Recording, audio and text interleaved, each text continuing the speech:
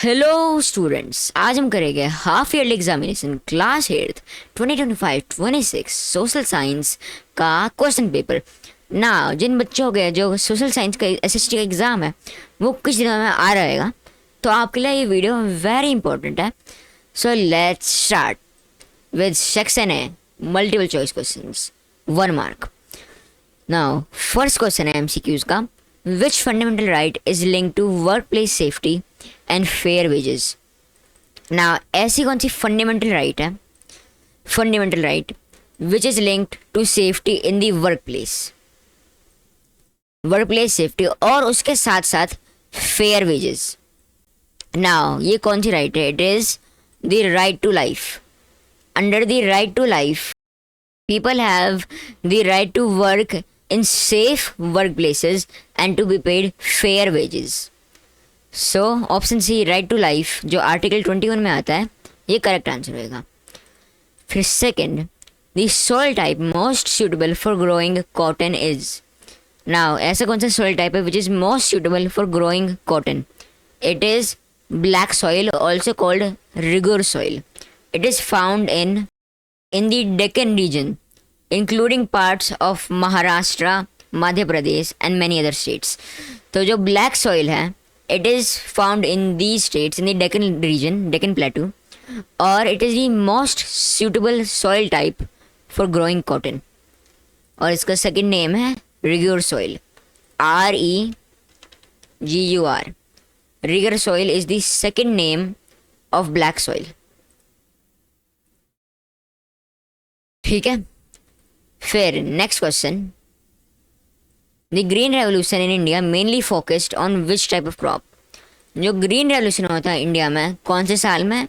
In the 1960s. Okay, 1960s को शुरू हुआ था। आपके बुक के बेसिस में थोड़ा सा डिफरेंस आता है, लेकिन जनरली 1960s है। कुछ कुछ में 70s भी होता है, लेकिन मोस्टली 1960s होता है। सो इन द 1960s को स्टार्ट होता है green revolution, and it made India self sufficient in a specific type of grain. मैं भी आपको उसका आंसर बताऊंगा। तो ग्रीन रेवोल्यूशन ने इंडिया को सेल्फ सफिशिएंट बना दिया था in the farming of a certain type of grain by introducing modern farming methods such as HYV, high yielding variety seeds, machine implements like tractors, chemical fertilisers and pesticides, और भी सारे advancements. तो जो green revolution था it focused mainly on, all इसने और भी crops में फोकस करा था, लेकिन मेन फोकस किस चीज़ में था? It was in food grains. ना फूड ग्रेन्स क्या होती है? Food grains are primarily wheat and rice. जो वीट एंड राइस होता है they are the food crop in India, they are known as food grains because they are India's staple food. So जो green revolution था it mainly focused on increasing the cultivation, the harvest, the yield of food grains such as wheat and rice. Okay, so इसका answer होएगा option C, food grains. फिर next question 4, why are workers laws necessary. ना जो workers laws है ये एक तरीके से क्वेश्चन 1 से ही रिलेटेड है, work place safety and fair wages. तो ये नेसेसरी क्यों है? जो ये वर्कर लॉज, वर्कर राइट्स होता है, ये किस रीज़न की वजह से नेसेसरी है? They are necessary to ensure fair wages and safe working conditions. जैसे मैंने आपको प्रीवियसली बताया था, जो fair wages and safe working conditions है ये राइट टू लाइफ में भी आता है, और इनको इन्फोर्स करने के लिए वर्कर लॉज बना रखे हैं इंडिया की गवर्नमेंट ने, ताकि वर्कर्स को फेयर वेजेस और सेफ वर्किंग कंडीशंस मिल जाए. फिर next question 5, what was the main cause of the Bhopal gas tragedy. आप भोपाल गैस ट्रेजेडी कॉन्सेप्ट से तो फेमिलियर हो गया, जो यूनियन कार्बाइड की वजह से हुआ था. It was a major gas leak in the city of Bhopal and it killed more than 2,000 people and many more became susceptible to many diseases due to the radiation. So जो Bhopal gas tragedy थी एक बहुत बड़ी tragedy थी. तो इसका main cause क्या था? इसका मेन कॉज था a chemical leak due to poor safety measures. एक केमिकल लीक हुई थी जिसने बहुत सारे लोगों को किल करा था, और इस केमिकल लीक का रीज़न था पुअर सेफ्टी मेजर्स। उस समय में गवर्नमेंट ने एडिक्वेट सेफ्टी मेजर्स नहीं रखे थे इंडिया में। इसकी वजह से जो यूनियन कार्बाइड था, जो कंपनी थी जिसकी वजह से ये गैस ट्रेजेडी हुई, उन्होंने लैक लस्टर इक्विपमेंट लगाया अपने प्लांट्स में, और इसकी वजह से जो ये गैस ट्रेजेडी थी, इसकी वजह से एक केमिकल लीक हुई और ये गैस ट्रेजेडी हुई और बहुत सारे लोग अनफॉर्चुनेटली मर गए। सो इसका आंसर है option B, chemical leak due to poor safety measures. और इसी ट्रेजेडी की वजह से गवर्नमेंट ने अपने स्टैंडर्ड्स को रिगार्डिंग वर्क प्लेस सेफ्टी, उन स्टैंडर्ड्स को इंक्रीज़ करा था। In the wake of this tragedy, जब ये ट्रेजेडी हुई थी तब गवर्नमेंट ने अपने स्टैंडर्ड्स को भी बढ़ाया था और इंक्रीज़ करे थे safety measures in work environments. फिर next 6 question, what is the main reason for high population growth in developing countries. Now जैसे कि इंडिया है, इंडिया भी एक डेवलपिंग कंट्री है, तो इंडिया में एक हाई पॉपुलेशन ग्रोथ रेट है। आप लोग अब फेमिलियर होगी कि जो इंडिया है उसने 2024 मेरे हिसाब से 2024 में चाइना को भी डिस्प्लेस कर दिया था as the most populous country in the world with about 1.4 billion people. So बाकी सारी डेवलपिंग कंट्रीज इंडिया की तरह उनमें भी एक हाई पॉपुलेशन ग्रोथ रेट है। तो इसका रीज़न क्या है? इसका रीज़न है, the reason for this is lack of education. Now education जब आप सुन रहे होंगे तो आपका दिमाग ऑटोमेटिकली चला जाएगा पढ़ाई में, जो वो पेपर्स होते हैं जो आप देते हो, चाहे वो एसएसटी का पेपर हो, साइंस का पेपर हो। लेकिन एजुकेशन और भी चीज़ों को इनकम्पेस करता है। It also includes family planning. ठीक है, family planning it is also a part of education.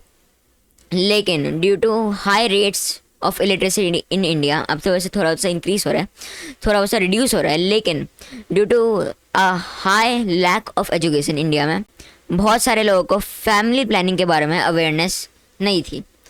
इसकी वजह से बहुत हाई पॉपुलेशन ग्रोथ रेट होगी, because they were not aware of family planning and other such techniques to reduce population growth rate. So lack of education is the reason for high population growth rate in developing countries like India. For 7, which of the following is the most important resource for a country's development? Now सबसे important resource क्या है एक country के development में? It is the human resources. Human resources includes the skills and knowledge and abilities of humans of a country's population.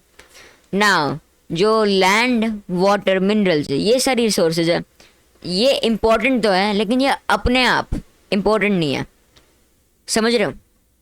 मतलब इनको important, इनका use कौन करता है? इनका यूज़ असली तभी आता है when there are humans, when there are educated and skilled human beings, तभी तो इन रिसोर्सेज का यूज़ होएगा। अगर कोई एजुकेटेड होएगा ही नहीं ताकि वो इनको इम्पॉर्टेंट प्रोडक्ट्स में कन्वर्ट कर सके तो फ़ायदा ही क्या? फॉर एग्जांपल हमारे पास आयरन बहुत सारा है, हमारी इंडिया जो है कंट्री में बहुत सारा आयरन है, लेकिन उस आयरन का यूज़ ही क्या होएगा अगर कोई उनसे कुछ प्रोडक्ट जो है जो ह्यूमन्स को बेनिफिट करेगा वो बनाएगा ही नहीं। सो जो रिसोर्सेज है वो अपने आप यूज़फुल नहीं होती, लेकिन through human resources which is also known as human capital, through human capital we can make these resources important. Thus human capital or human resources is often referred to as the most important resource. Okay, so option C human resources correct होएगा। फिर 8, which factor does not affect population distribution? ना इनमें से कौन सा factor है जो population distribution, मतलब एक एरिया में पॉपुलेशन कैसे डिस्ट्रीब्यूटेड, कम पॉपुलेशन है, ज़्यादा पॉपुलेशन है, ऐसी कौन सी चीज़ें जो अफेक्ट करती है? ना जो क्लाइमेट है वो भी अफेक्ट करता है। लैंड फॉर्म्स है, लैंड फॉर्म्स मतलब कौन सा टाइप का लैंड है, माउंटेन्स है, प्लेन्स है, माउंटेन्स है, ये प्लेटूज है, ये सारे दिस इज लैंड फॉर्म्स। तो कौन सा लैंड फॉर्म्स है ये भी अफेक्ट करता है पॉपुलेशन डिस्ट्रीब्यूशन को। और जो अवेलेबिलिटी ऑफ रिसोर्सेज, चाहे कितना लैंड हो, कितना वाटर हो या और टाइप के रिसोर्सेज जैसे कि आयरन, कोल, ये सब कुछ, ये सब कुछ भी अफेक्ट करता है अवेलेबिलिटी ऑफ रिसोर्सेज। आप फेमिलियर हो गए कि पुराने टाइम में बहुत सारे जो सेटलमेंट्स थे वो किसके पास थे, वो रिवर्स के पास थे। पुराने टाइम में लोग रिवर्स के पास अपने सेटलमेंट्स को बनाते थे, चाहे वो इजिप्ट हो जहाँ पे बहुत सारे हाउसेज होते वो नाइल रिवर के पास थे। तो इसका रीज़न क्यों था, क्योंकि जो वाटर वो एक वेरी इंपॉर्टेंट रिसोर्स थी और उसकी वजह से the ancient settlers preferred to create the settlements near the river. तो जो रिवर है उसका वाटर भी एक टाइप की रिसोर्स है। सो अवेलेबिलिटी ऑफ रिसोर्सेज भी अफेक्ट करता है पॉपुलेशन डिस्ट्रीब्यूशन को। लेकिन इनमें से कौन सा अफेक्ट नहीं करता, इट इज़ इंटरनेट स्पीड। कितना तेज़ी से आपका इंटरनेट चलता है ये अफेक्ट नहीं करेगा कि पॉपुलेशन, एक कंट्री की पॉपुलेशन कैसे डिस्ट्रीब्यूटेड है। फिर 9, golden temple is located in which city of India. ये भी एक वेरी इजी क्वेश्चन है, इट इज़ अमृतसर। जो अमृतसर है it is the location of golden temple. फिर 10, which river is the Kashi Vishwanath temple located near by India. ना जो काशी है it is another name for a famous Indian city known as Varanasi. Okay, so Kashi is another name for Varanasi. इससे ही आपको पता चल जाएगा कौन सा रिवर है which is located near the Kashi Vishwanath temple. It is the Ganga river, Ganga. Okay, फिर 11, विच one of the following is correct about permanent settlement. जो परमानेंट सेटलमेंट वो एक लैंड पॉलिसी थी, इसके बारे में क्या करेक्ट है in British India. So firstly it was introduced in 1793, ये करेक्ट है। और secondly introduce by Lord Cornwallis, ये स्टेटमेंट भी करेक्ट है।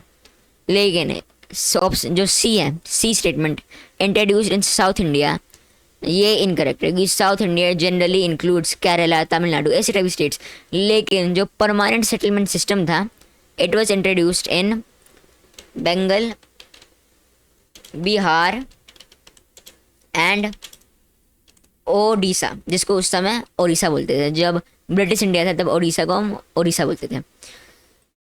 सो इन वाली स्टेट्स में परमानेंट सेटलमेंट था, लेकिन यहाँ पे तो साउथ इंडिया बोल रखा है, तो ये इनकरेक्ट है।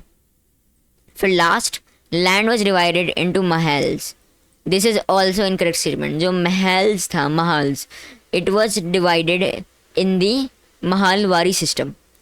लेकिन ये तो परमानेंट सेटलमेंट की बात हो रही है, सो ए और बी करेक्ट है, लेकिन सी और डी इनकरेक्ट है। इसलिए जो करेक्ट आंसर है वो होएगा option 4, only A and B. Statements A and B are the only correct statements, so option 4 correct होएगा। फिर 12, identify the pair of states with had not joined the revolt of 1857। जो revolt था 1857 का, ऐसी कौन सी स्टेट्स थी which did not participate in this revolt. ये थी पंजाब एंड हैदराबाद। ठीक है, ऑप्शन है। फिर 13, who was the leader of the Santhal revolt. जो संथल रिवॉल्ट था उसका लीडर कौन था, देवर सिद्धू एंड कन्नू मुर्मू। ठीक है, they were the leaders of the Santhal revolt. फिर 14, मैच द फॉलोइंग। तो हमें इसमें मैच करना है। सो इन मैचिंग टाइप को क्वेश्चन करने का आसान तरीका यह है कि आप कुछ ही पॉइंट्स को मैच करो जो आप आसानी से जानते हो। सो फॉर एग्जांपल मैं खॉर्न्स जो है KHONDS, मैं जानता हूँ वेरी श्योर हूँ कि जो खॉर्न्स हैं वो ओडिशा में थे। ठीक है, they were primarily in the state of Odisha.